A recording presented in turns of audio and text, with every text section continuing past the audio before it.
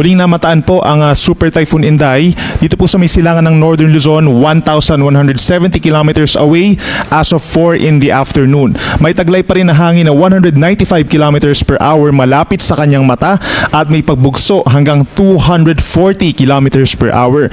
At kumikilos pa rin po ito pakanluran sa bilis na 20 kilometers per hour.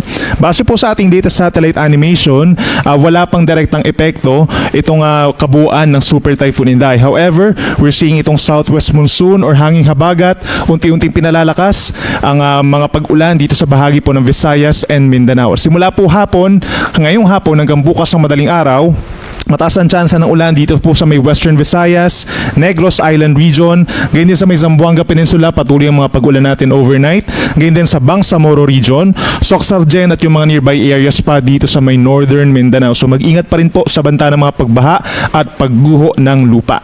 Yung mga hindi natin nabanggit na lugar sa Visayas and Mindanao, ganyan din sa malaking bahagi po ng Luzon, asahan simula ngayong hapon hanggang bukas ng madaling araw, partly cloudy to cloudy skies, may tsansa pa rin po ng mga pagkulimlim paminsan-minsan at sasamahan din niya ng mga pulu-pulong mga pag-ulan or pagkit at pagkulog na usually nagtatagal ng 1 hanggang 2 oras. Again, wala pa itong kinalaman directly kay Bagyong Inday.